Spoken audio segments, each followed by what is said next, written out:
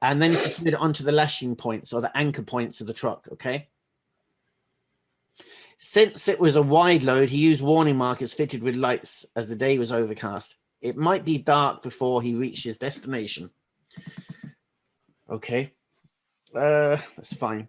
So generally when you're loading a vehicle, you're going to say, don't overload the individual axles, don't overload the GVW. GVW stands for? And DGVW? Design gross vehicle weight. You just put design. It's the same thing. It just sometimes gets abbreviated to GVW. And MAM? Maximum allowable mass. All the same thing. So you don't overload the individual axles. You don't overload the GVW. You generally load tight to the bulkhead, evenly distributed. Okay, and no gaps, and securely fastened to the anchor points. Now there are exceptions, of course. If you've got 4 pallets, you're going to load them tight to the bulkhead, no gaps, and you're going to secure them. If you've got a block of marble, you're not going to have that tight to the front because you're going to overload the front axle, aren't you? You're going to have that in the middle.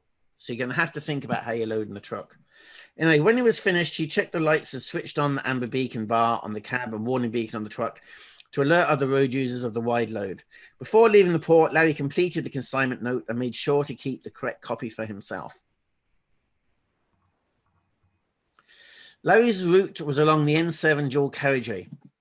That's up around Finglas. While signaling left and slowing to make a tight left turn into St. Margaret's Road, which is around Finglas, which leads to the N7, Larry noticed a cyclist in his left mirror. Okay, so it's between him and the curb.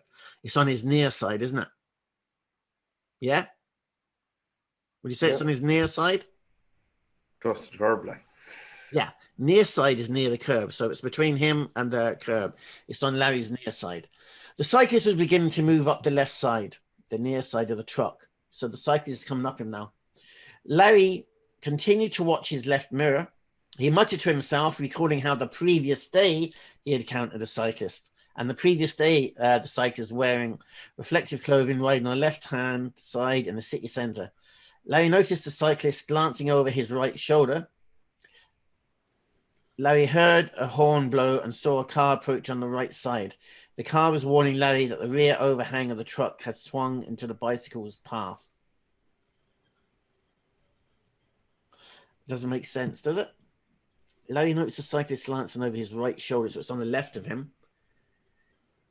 Larry heard a horn blow and saw a car approaching on the right side. The car was warning Larry that the rear overhang of the truck swung into the bicycle's path. That means Larry must have been turning right, was he? They're turning left. I think they mixed up the car and the bicycle. Yeah, it doesn't make sense written like that, does it? Because for it to swing into the path of the bike would have to be turning right, wouldn't he? Do you agree or disagree with me? Help me out here. Yeah, no, I see where you're coming from. Yeah, okay. Larry was agitated by these events, and once around the corner, he tried to make up some time. He approached the next, so now he's driving too fast because he should have been making progress before. He approached the next right-hand corner a little too fast. Braking on the corner, he had to steer hard to avoid hitting the curb. What's happened now? What force has gone shooting up? Centrifugal, yes. The greater the speed and the sharper the bend, the higher the centrifugal force is going to go.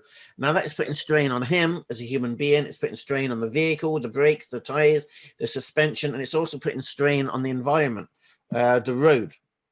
Yeah? Yeah. And because of his poor planning and poor observation, he's now put himself in a potentially dangerous situation. Once on the dual carriageway, the drive went smoothly until the left front of the truck began to shake wildly and the steering wheel began to vibrate. Before Larry could say blowout, his tire burst. Holding the steering wheel firmly, which is the only thing you can do, he carefully crossed onto the hard shoulder. A chunk of rubber slapped about inside the wheel arch as Larry brought the truck to a gentle stop. Is that okay? Yep. Is that okay? It's pretty much all you can do, isn't it? Yeah. Hold on to the steering wheel for dear life. Don't be tempted to jam on the brakes. Bring the vehicle to a gentle stop if you possibly can.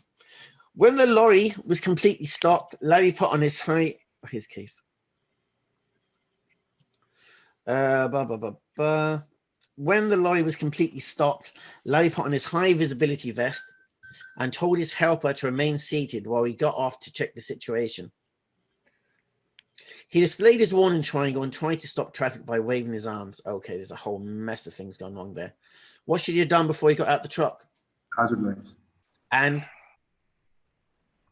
Checked if there's anything coming. hazard lights, and yeah, it definitely should have done that as well. And what else? Check the blind spots and What mechanical traffic. safety device did you employ? Handbrake. Handbrake, yeah. And driving instructors love to ask that question. Even if you're doing a regular test, a truck test, or an instructor's test, they always ask, what mechanical device would you employ to ensure the safety of the vehicle, or something like that? And it's always handbrake. So handbrake, hazard lights, and someone said you should have checked for oncoming traffic before getting out of the vehicle. That's a very good one. Yes, absolutely. And where should you put his warning triangle? Where? 45. 45. Permitted. Yeah.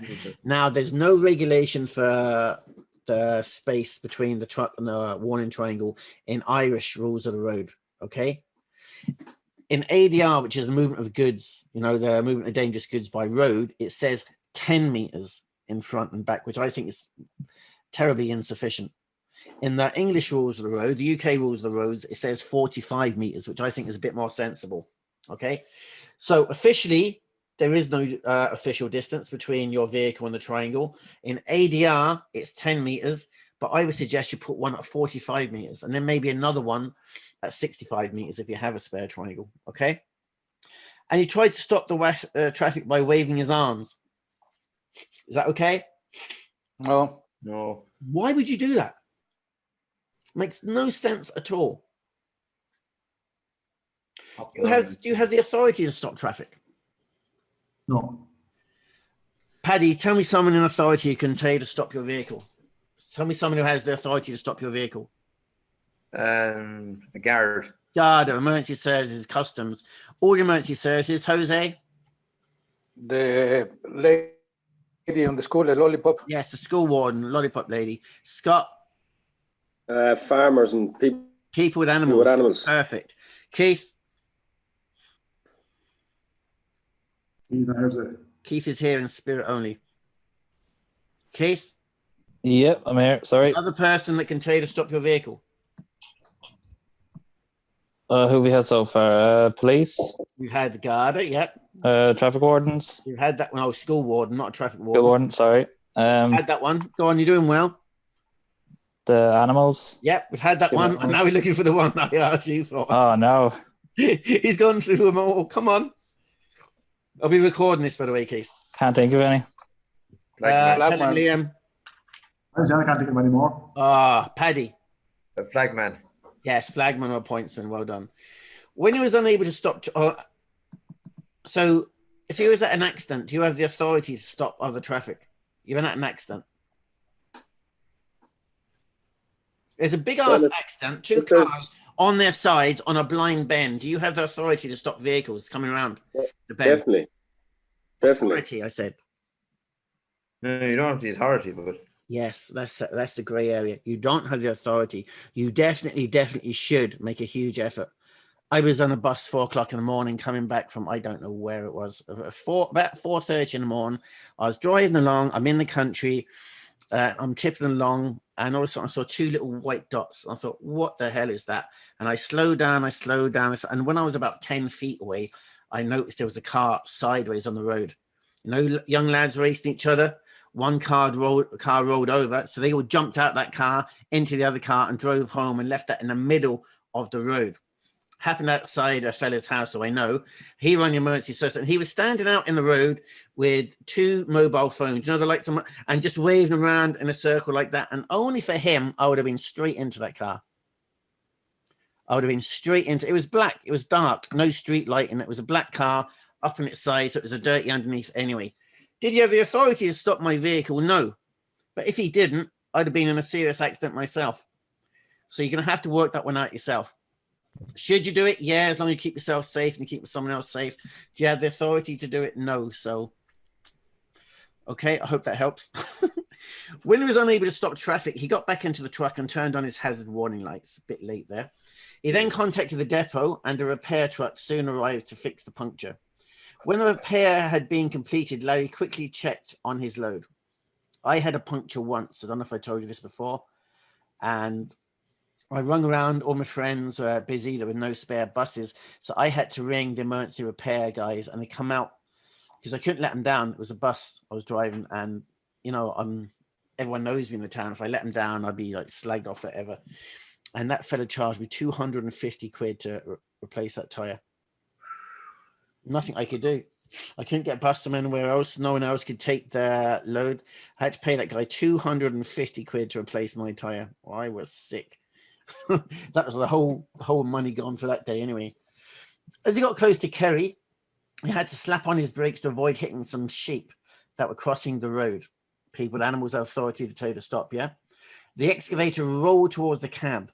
Luckily, there were no other vehicles around. He attached extra restraints to secure the excavator. The excavator rolled forward on the cab. That's not a good thing, is it, lads? No. No. He made it to Kerry within his time window. What's his time window, delivery window? He wants to be there at... Yeah. You can deliver that between 8 o'clock and 10 o'clock. So you have a 2-hour time window. That's what that is.